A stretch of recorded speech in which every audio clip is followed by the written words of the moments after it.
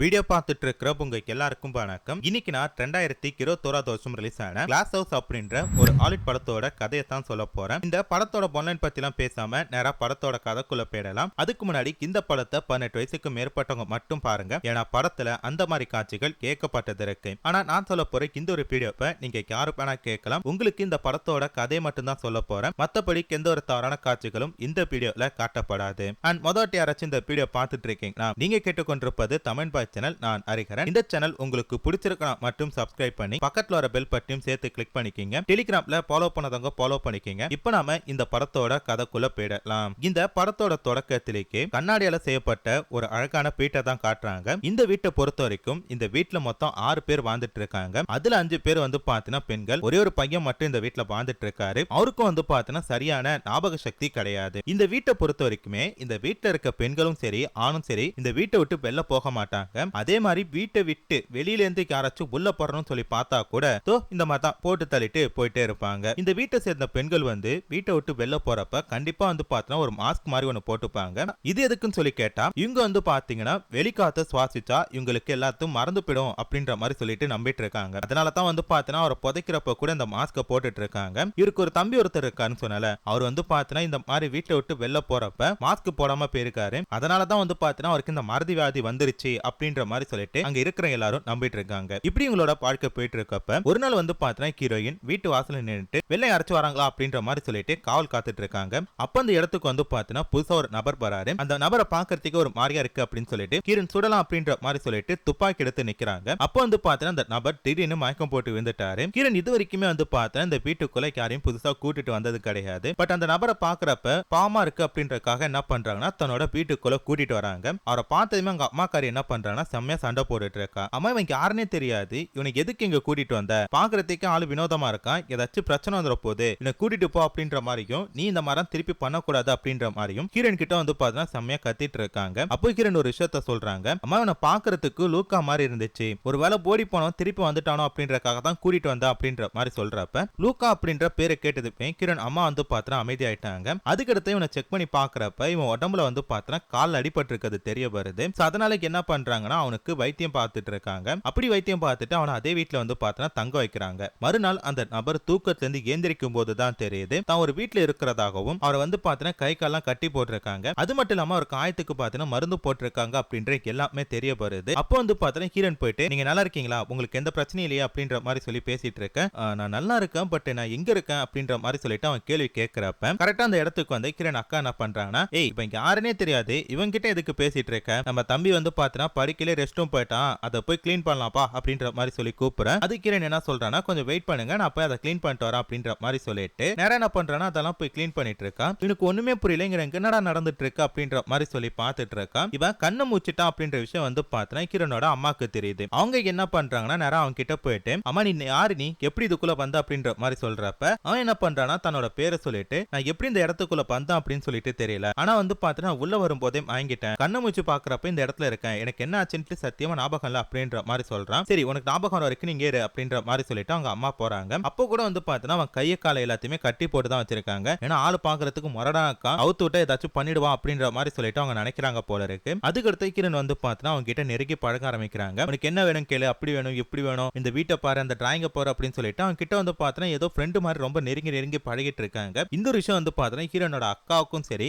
கிரணோட தம்பி ஒருத்தர் இருக்காருன்னு சொன்னால அவருக்கு வந்து பார்த்தீங்கன்னா சுத்தமா பிடிக்கல. அவங்க ரெண்டு பேரும் வந்து பார்த்தீங்கன்னா செம்மையா முறைச்சு பார்த்துட்டு இருக்காங்க. அப்போ வந்து பார்த்தீங்கன்னா ஹீரோனுக்கு ஒரு தங்கச்சி இருக்கா. அவ வந்து ஒரு குதிரை டிராயிங் வச்சு விளையாண்டுட்டு இருக்கப்ப ஏன் பாப்பா உனக்கு குதிரைனா ரொம்ப பிடிக்குமா அப்படின்னு சொல்லிட்டு அந்த நபர் கேட்கிறப்ப பிடிக்கும் அப்படின்ட்டு அந்த குட்டி குழந்தை சொல்றான். நானும் உனக்கு இதை செஞ்சு காட்டுட்டுமா அப்படின்னு சொல்லி கேட்கிறப்ப செஞ்சு காட்டுங்க அப்படின்றா. சரி எனக்கு ஒரு மரக்கட்டையும் அதை செதுக்கிறதுக்கு ஒரு கத்தி மட்டும் கொடு, நான் குதிரை பொம்மை செஞ்சு தரேன் அப்படின்ற மாதிரி சொல்ல அந்த பொண்ணு வந்து பார்த்தீங்கன்னா அதெல்லாம் எடுத்து கொடுக்குறா. அவரு வந்து பார்த்தீங்கன்னா அதை செதுக்கிட்டு இருக்கப்ப அந்த இடத்துக்கு அந்த ஹீரோனோட தம்பி வந்துட்டு இதை பார்த்துட்டு இருக்காரு. என்னடா உனக்கு குதிரை பொம்மை வேணுமா அப்படின்னு சொல்லி கேட்கிறப்ப வேணும் அப்படின்ற மாதிரி சொல்றான். இவரு வந்து பார்த்தா அந்த குதிரை பொம்மை கொடுக்குறாரு. பட் அதை அவனுக்கு அசம்பிள் பண்ண தெரியல அப்படின்றதுனால அப்போ வந்து பார்த்தா கடுப்பாகி அதை தூக்கி போட்டு உடைக்கிறான். அது மட்டும் இல்லாம வீட்டுல இருக்கிற எல்லா பொருளுமே தூக்கி போட்டு உடைக்கிறப்ப ஹீரோன் வந்து பார்த்தா என்னடா பண்ணிட்டு இருக்க அப்படின்ற மாதிரி சொல்லிட்டு ஹீரோனோட குடும்பமே வந்து பார்த்தா அவனை சமாதானப்படுத்துறதுக்காக பாக்குறாங்க. பட் அவன் வந்து பார்த்தா சமாதானமாக்காம செம்ம கடுப்பா எல்லா பொருளுமே போட்டு உடைச்சிட்டு இருக்கான். அப்போ வந்து பார்த்தா ஹீரோ ஒரு விஷயத்த சொல்றாரு. என் கை கைட்டு அவுத்து விடுங்க, அவனுக்கு வந்து பாத்தீங்கன்னா என்ன பண்ணணும்னு எனக்கு தான் தெரியும், சோ கை கைட்டு அவுத்து விடுங்க அப்படின்ற மாதிரி சொல்றப்ப இவருங்க ரிச்சுவல் என்ன பண்றாங்கன்னா சரி சமாதானப்படுத்துறோம் அப்படின்ற மாதிரி சொல்லிட்டு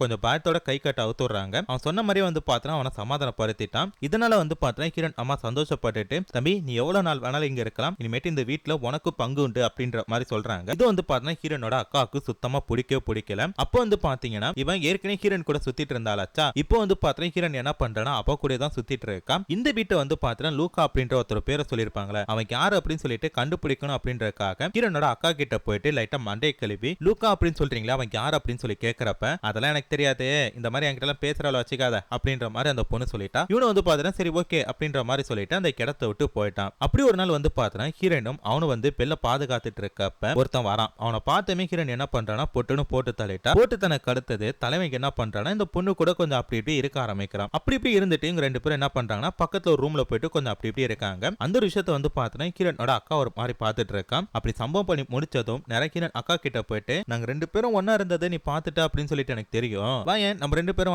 ஒன்னா இருக்கலாம், உனக்கு ஆசையா இருக்கா அப்படின்ற மாதிரி சொல்லி கேட்கிறப்ப இந்த மாதிரி பேலையெல்லாம் என் கிட்ட வச்சுக்காத, அவளோட நிறுத்திக்கணும் புரியுதா அப்படின்ற மாதிரி சொல்லிட்டு அவங்க அக்கா காரி வந்து பாத்தீங்கன்னா செம்ம கோமா சொல்லிட்டு போறான். இறந்து போன ஒருத்தனோட டெட் பாடி வச்சுட்டு சில ரிச்சுவல் எல்லாம் பண்ணிட்டு இருக்காங்க. அந்த ரிச்சுவல் வந்து பாத்தீங்கன்னா ஹீரோப்பும் கலந்துட்டு இருக்காரு. இதை பார்த்து ஹீரோன் அக்கா என்ன சொல்றாங்கன்னா அவன் இவன் எதுக்கு இங்க நின்னுட்டு இருக்கான், இவனுக்கு இந்த குடும்பத்துக்கு என்ன சம்மதம் அப்படின்ற மாதிரி சொல்லி கேட்கிறப்ப அதுக்கு ஹீரோன் அம்மா என்ன சொல்றாங்கன்னா ஏய் இப்போ நம்ம குடும்பத்தை சேர்ந்தவன் அப்பா இருக்கட்டும் அப்படின்ற மாதிரி சொல்றாங்க. அங்க இருக்கிற எல்லாருமே வந்து பாத்தீங்கன்னா இவனுக்கு சப்போர்ட் பண்றதுனால ஹீரன் அக்காவுக்கும் வேற வழி கிடையாது, அதை அக்செப்ட் பண்ணிக்கிறாங்க. அந்த ரிச்சுவல் முடிஞ்ச கடுத்தது நிறைய ஹீரன் அம்மா கிட்ட போயிட்டு அம்மா எதுக்கு நீ அவனை இந்த ரிச்சுவல நிக்க சொன்ன, நம்ம குடும்பத்தை சேர்ந்தவங்க மட்டும் தான் நிக்கணும்னு சொன்ன, நீ போற போக்க பார்த்தா அவன் இந்த வீட்டை தங்க வச்சிருவ போல இருக்கே, என்ன கதை அப்படின்னு சொல்லி கேட்கிறப்ப ஏய் அவன் எங்க இருந்தோ வந்தான், நம்ம குடும்பத்துக்கு ஹெல்ப்ஃபுல்லா தானே இருக்கான், இருக்கட்டுமே. அது மட்டும் இல்லாம நம்ம சின்ன பொண்ணும் அவனும் வந்து பார்த்தீங்கன்னா ரொம்ப சந்தோஷமா சுத்திட்டு இருக்காங்க, ஒருவேளை அவங்க ரெண்டு பேருக்கும் கல்யாணம் பண்ணி வச்சு குழந்தை குட்டியோட சந்தோஷமா இருந்தா நல்லது தானே அப்படின்ற மாதிரி சொல்றப்ப இதை கேட்ட ஹீரன் அக்கா என்ன சொல்றானா குழந்தை குட்டி பிறக்கணும் இல்ல அது கண்டிப்பா பிறந்துரும் அப்படின்ற மாதிரி சொல்லிட்டு அந்த இடத்தை விட்டு போயிட்டான். அதுக்கடுத்து வந்து பார்த்தா இவங்க எப்ப டைம் கிடைக்குதோ அப்பெல்லாம் வந்து பார்த்தா கொஞ்சம் அப்படி இப்படி இருந்துட்டு இருக்காங்க. இதுக்கு எல்லாத்தையும் வந்து பார்த்தா அந்த வீட்டுல மருந்து கேரட் ஒன்று சுத்திட்டு இருக்குல்ல அது வந்து பாத்தீங்கன்னா பாத்துட்டு இருக்கு. அவனு என்ன பண்றானா செம்ம டிஸ்டர்ப் பண்ணிட்டான் அவங்க பண்றதெல்லாம் பார்த்துட்டு. அதனால என்ன பண்றானா நேரம் அவங்க அக்கா கிட்டே போயிட்டு தப்பா இருக்க ட்ரை பண்றான். அவங்க அக்கா வந்து பார்த்தா சுதாரிச்சுக்கிட்டு அவன் மண்டையில 4 கொட்டு கொட்டி இந்த இடத்த விட்டு அனுப்பி வச்சுட்டாங்க. அதுக்கடுத்து வந்து பார்த்தா தான் தங்கச்சி கர்ப்பமா இருக்கா அப்படின்ற ஒரு விஷயத்த வந்து பார்த்தா கிரனோட அக்கா கண்டுபிடிக்கிறாங்க. அந்த விஷயத்தை போயிட்டு அவங்க அம்மா கிட்ட சொல்றப்ப அவங்க சந்தோஷப்பட்டுட்டு நேரா தான் பொண்ணு கிட்ட போய் பேசுறாங்க. இப்போ உனக்கு வயித்துல எப்படி இருக்கு, வாந்தி கிந்தி வருதா மயக்கம் வருதா எப்படி இருக்கு அப்படின்ற மாதிரி சொல்லி கேட்கிறப்ப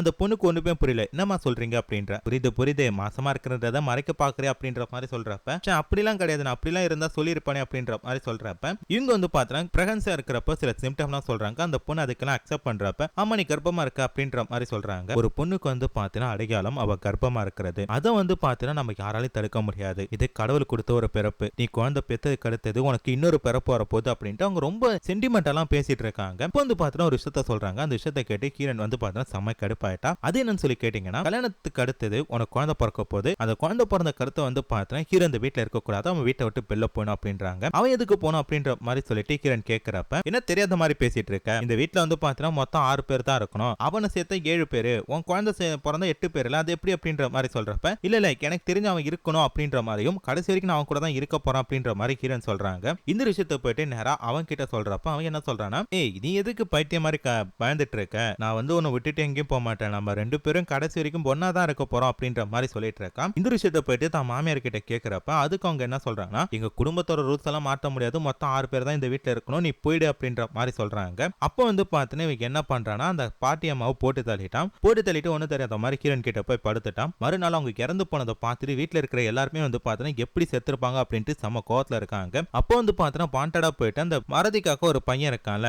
அப்பதான் இவங்களை கொன்னுட்டான் அப்படின்ற மாதிரி சொல்லிட்டு பேசுறான். இதை வந்து பார்த்தா அவன் பார்த்துட்டு ஏய் நான் அப்பெல்லாம் எதுவும் பண்ணவே இல்லை அப்படின்றப்ப இவங்க எல்லாருக்குமே தெரிஞ்சிச்சு இவன் தான் கொன்னா அப்படின்னு சொல்லிட்டு. பட் இருந்தாலும் ஆதாரம் இல்லாம எதையும் பேச முடியாது அப்படின்றதுக்காக என்ன பண்றாங்கன்னா அமைதியா இருந்துட்டு இருக்காங்க. அப்போ வந்து பார்த்தீங்கன்னா ஒரு விஷயத்த நினைக்கிறான், இவனுக்கு வந்து பாத்தீங்கன்னா வெளில போன எல்லாத்தையும் மறந்துடுவான், அதனால இவனை வெளில போய் கூட்டு போடுவான் அப்படின்னு சொல்லிட்டு அந்த தம்பிக்கான வெளில கூட்டு போய் எல்லாத்தையும் மறக்க வைக்கிறான். அது மட்டும் இல்லாம நேரா போயிட்டு ஹீரன் கிட்ட அவ மண்டையை கழுவுற மாதிரி ஒரு விஷயத்த சொல்றான். இங்க வந்து பாத்தீங்கன்னா 6 பேர் தானே இருக்கணும்னு சொன்னாங்க, ஏற்கனவே உங்க அம்மா இறந்துட்டாங்க, உங்க தம்பி இந்த மனநல பாதிக்கப்பட்ட மாதிரி இருக்கான், அவனை வச்சு எப்படி நம்ம சமாளிக்க போறோம், அவனையும் போட்டு தள்ளலாம் அப்படின்ற மாதிரி சொல்ல அடுத்த ஹீரன் அம்மாவோட இடத்துக்கு வந்து பார்த்தீங்கன்னா ஹீரன் போறாங்க. இவங்க குழந்தை குட்டி எல்லாம் பெத்துட்டு சந்தோஷமா வாழ்ந்துட்டு இருக்கிற மாதிரி காட்டி இந்த படத்தோட கதையை முடிச்சிட்டாங்க. சோ எப்படி இருந்துச்சு இந்த படம் அப்படின்றத மறக்காம கமெண்ட்ல சொல்லிட்டு போங்க. அடுத்து இன்னொரு சூப்பரான வீடியோல பாக்குறேன். அது வரைக்கும் டாடா பை பை.